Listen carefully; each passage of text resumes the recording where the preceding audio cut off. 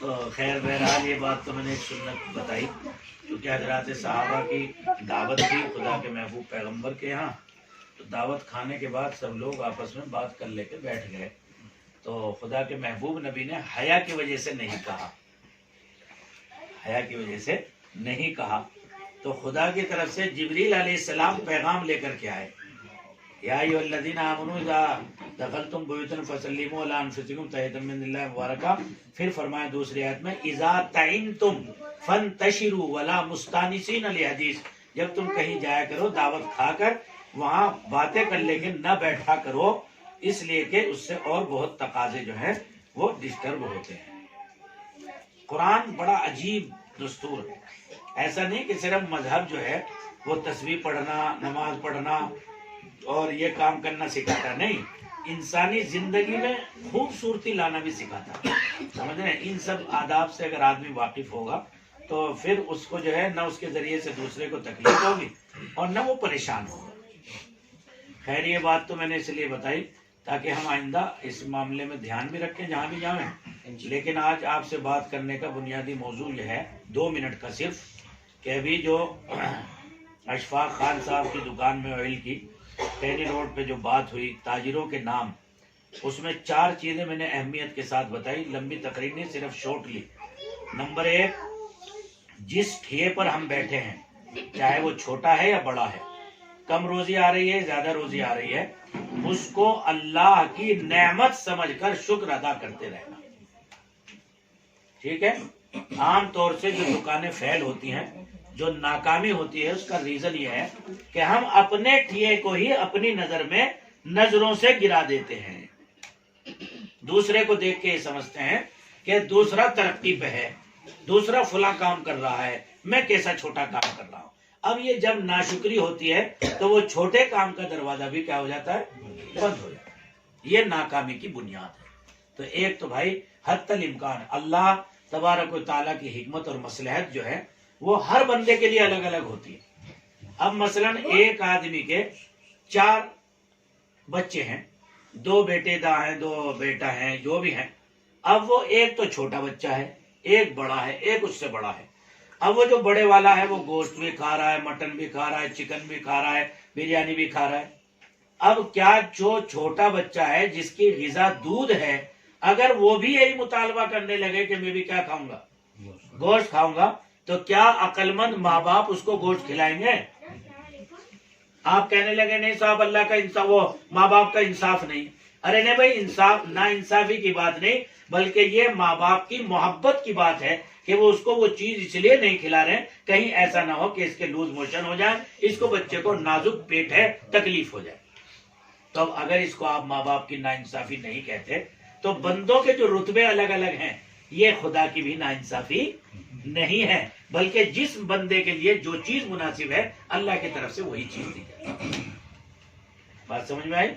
تو پہلی چیز جو جس نعمت پر ہم لگے ہوئے ہیں اس نعمت کو کیا سمجھا جائے؟ اللہ نعمت سمجھی جائے۔ دوسرے ہم مارکیٹوں میں یہ نظام بنائیں، چاہے وہاں ہمیں چھت پہ ہی نماز کرنی ہے، چاہے کسی بڑی دکان میں کرنی ہے، قریب میں جو مسجد ہے اس میں پڑھنی ہے، لیکن جیسے ہی خدا کا منادی آواز دے تو اس کے بعد پھر ہم کسٹمر اپنے گراہکوں ان کی وجہ سے یا مشغولی کی وجہ سے نماز کو مؤخر نہ کریں، بلکہ نماز کام کی وجہ سے مؤخر نہ ہو، بلکہ کام نماز کی وجہ سے کیا ہو؟ مؤخر ہو جائے۔ یاد رہے گی نا یہ بات؟ انشاءاللہ یہ بات اگر ہمارا تاجر طبقہ پورے ہندوستان میں اس بات کو اختیار کر لے تو تجارت کی منڈیاں اور تجارت کی لائنیں الحمدللہ خدا پھر انہی کے قدموں میں ڈال دے گا۔ حضرات صحابہ کی یہ سب سے بڑی خوبی تھی کہ وہ جب آتا تھا اللہ کا حکم تو پھر وہ خدا کے حکم کے مقابلے میں دنیا کی کسی مشغولی کو اپنے لیے آڑے نہیں آنے دیتے تھے۔ ٹھیک ہے بھائی؟ اور تیسری بات یہ ہے کہ ہم غیبت، چغلی، بہتان، الزام تراشیوں سے اپنی زبان کو، اپنے مائنڈ کو، اپنے فکر کو کیا رکھیں؟ محفوظ رکھیں۔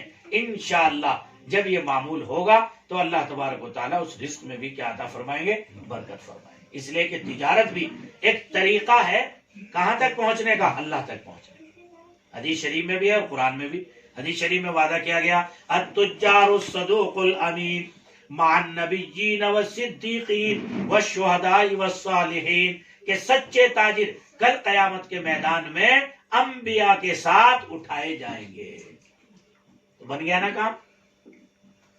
اگر تم یہاں سے سفر کرو میسور کا ایم پی صاحب کے ساتھ، ایم ایل اے صاحب کے ساتھ، I S P C S افسر کے ساتھ، تو جو سمان ان کو دیا جائے گا وہی سمان آپ کو دیا جائے گا نا۔ تو جب آپ کو کل قیامت میں اٹھایا جا رہا ہے کس کے ساتھ؟ نبیوں کے ساتھ، صدیقین کے ساتھ، شہیدوں کے ساتھ، اولیاء اللہ کے ساتھ، تو کون کہتا ہے تجارت دنیا ہے؟ تجارت تو ولی بننے کی راہ ہے۔ کیسی راہ ہے بھائی؟ ولی بننے کی راہ ہے، بشرطے کہ آدمی سچے دل سے اور سچے طریقے سے نبی کے طریقے سے کرے گا تو انشاءاللہ یہ تجارت اسے اپنا وقت کا بزرگ بنا دے گی، اللہ والا بنا دے گی، اور اس کی دنیا بھی بن جائے گی اور آخرت بھی بن جائے گی۔ اس لیے اللہ نے قرآن پاک میں تاجروں کی تعریف فرمائی۔ ایسے تاجر مجھے پسند ہے کہ جن کی تجارت ان کو اللہ کی یاد کرنے میں کیا نہ کرتی ہو، غفلت نہ ڈالتی ہو۔ کیسے تقاضا ہوا فوراً اللہ کی عبادت کرنا۔ دولت تو سائے کی طرح ہے نا، سمجھ رہے ہیں آپ؟ دولت جو ہے سائے کی طرح ہے، اور سایہ آدمی کے پیچھے بھاگتا ہے نا، تو دولت پیچھے بھاگے گی اگر بندہ رب کی رضا کو مقدم رکھے گا۔ یہ دھیان رکھے۔ اس لیے بھائی اللہ عمل کی توفیق عطا فرمائے۔ اور دوسرے ہماری کاروبار چونکہ غیر مسلم بھائیوں کے ساتھ ملے جلے ہوتے ہیں، ایک شرما کی دکان ہے، ایک ورما کی دکان ہے، بیچ میں حاجی صاحب کی دکان ہے، حافظ صاحب کی دکان ہے، حاجی فلاں کی دکان ہے، تو ہم مشترک کمبائنڈ یہاں فیملیاں اور کمیونٹیز ہیں۔ تو ہماری ذمہ داری ہے کہ ہم تجارت کی دنیا سے بھی، تجارت کی لائن سے بھی اسلام کی خوبیوں کا تعارف کرائیں۔ وہ لے گا نہیں لے گا اس سے بحث نہیں ہے، لیکن جب وہ آپ کے کاؤنٹر پہ پہنچے آپ مسکرا کر اس کی خیریت پوچھیے، اس سے نرمی سے بات کیجیے، اپنی بات، اپنے سامان کی اہمیت کو ایسے طریقے سے سمجھائیے کہ اس کے مائنڈ میں آ جائے اور آپ کو جو ہے وہ خود غرض نہ سمجھ رہا ہو بلکہ اپنے لیے ہمدرد سمجھ رہا ہو۔ بس یہ تین کام کر لیں گے نا تو جیسے خواجہ معین الدین چشتی رحمۃ اللہ علیہ اس دنیا میں آئے اور یہاں ہندوستان میں آئے اور انہوں نے محبت، اخلاق اور ہمدردی کا مظاہرہ کیا تو آج ہم کروڑوں مسلمان الحمدللہ یہاں موجود ہیں۔ ورنہ آپ کو یہاں ایسے ہی تھوڑا ہی آئے تھے، یہ تو ہندوؤں کا ملک ہے، دیوی دیوتاؤں کا ملک ہے، لیکن آج یہاں 25 کروڑ سے زائد مسلمان ہیں۔ یہ سب اولیاء اللہ کی اس محبت اور غیر مسلموں کے ساتھ اخلاق کا نتیجہ ہے۔ اس لیے میرا لفظ یاد رکھو کہ تجارت اللہ تک پہنچنے کی راستہ ہے، تجارت ولی بننے کا راستہ ہے، تجارت دینی دعوت کا راستہ ہے، تجارت اسلام پھیلانے کا راستہ ہے، بشرطے کہ تجارت والوں کو تجارت کا طریقہ کار معلوم ہو۔ اس لیے شریعت مطہرہ نے ہر چیز کے مسائل بتائے۔ تو بھائی اللہ عمل کی توفیق عطا فرمائے۔ اور صبح کو جب نکلو تو 11 مرتبہ قل هو اللہ احد اللہ الصمد لم یلد ولم یولد ولم یکن لہ کفوا احد، اور درود پاک 11 مرتبہ۔ جب سارے کام سے فارغ ہو کر اپنے گھر میں داخل ہو تو راستے میں پڑھتے ہوئے 11 مرتبہ قل هو اللہ اور 11 مرتبہ درود شریف، اسے زندگی کا حصہ بنا لو۔ جاتے ہوئے پڑھنے کا مطلب یہ ہے، یہ اعلان کر رہا ہے بندہ، یا اللہ میں دکان سے نہیں پلتا، پالنے والی ذات تو کون ہے؟ تیری ہے۔ اور جب واپس آ رہا ہے تو یہ اعلان کر رہا ہے، یا اللہ گھر چلانا میری ذمہ داری نہیں ہے، گھر چلانا تو آپ کے فضل اور آپ کی محبت سے چلتا ہے۔ اور جب آدمی گھر کے مسئلے میں بھی اور دکان کے مسئلے میں بھی رب سے رجوع کرے گا تو کامیابی ملے گی۔ اس لیے بھائی اللہ عمل کی توفیق عطا فرمائے، اور ہم سب کا بیٹھنا اور ہم سب کا اس ذکر پر جمع ہونا۔ میں دکانداروں سے، تاجروں سے، پورے ملک کے یہ کہتا ہوں کہ اپنے یہاں کبھی کبھی اللہ کے ذکر کی محافل، اللہ والوں کو بلا کر دعا کا اہتمام اور یہ بھی کیا کریں تاکہ ماحول تازہ رہے اور دین بیداری کا ماحول زندہ رہے، ہے جی۔ اور اپنے آپ بھی اپنے اوقات میں سے فارغ کر کے اللہ کے نیک بندوں کے پاس جانے کا اہتمام کیا کرے تاکہ پز مردہ دل جو ہے وہ اس کے اندر زندگی بنتی رہے اور رونق آتی رہے اور وہ موت سے حیات کی طرف آتا رہے اور اللہ کی محبت کا رغبت اور شوق اس کے اندر پیدا ہوتی رہے۔ اللہ عمل کی توفیق عطا فرمائے۔ اللہم صلی علی سیدنا وعلی آل سیدنا مولانا محمد مبارک وسلم۔ یا اللہ ہم سب کو معاف فرما، خطاؤں کو درگزر فرما۔ اے اللہ ہم تیرے بڑے عاجز، کمزور، بے بس بندے ہیں۔ یا اللہ ایک سانس بھی تو تیرے لمحے کے بغیر ممکن نہیں ہے میرے رب۔ اے اللہ جب اتنا کنٹرول اے اللہ ایک ایک انسان کی ذات پہ آپ کا ہے تو ہمیں اس کنٹرول کی حقیقت کو سمجھنا آسان فرما دے۔ اے اللہ ذاتی دھوکے سے نکال دے، اے میرے رب اپنا فضل فرما کر دنیا کے طاغوتی چالوں سے میرے رب ہمارے نفس کو، ہمارے دل کو، طبیعت کو آزاد کر کے میرے رب تیری ذات کے ساتھ وابستہ فرما دے، تیری طاقت سے وابستہ فرما دے، تیری قوتوں کے ساتھ وابستہ فرما دے۔ اللہ جو اس وقت میں چاروں طرف مکڑ جال میرے رب ایمان اور اسلام کے خلاف پھیل رہا ہے، یہ سب ہمارے اعمال بد کا نتیجہ اور ہمارے تیرے نبی کی سنتوں سے دور ہونے کا نتیجہ، ورنہ آپ کے لاڈلے محبوب کو یہ عطیہ عطا کیا گیا کہ آپ کی سنت میں طاقت رکھی گئی، آپ کی سنت میں رعب رکھا گیا۔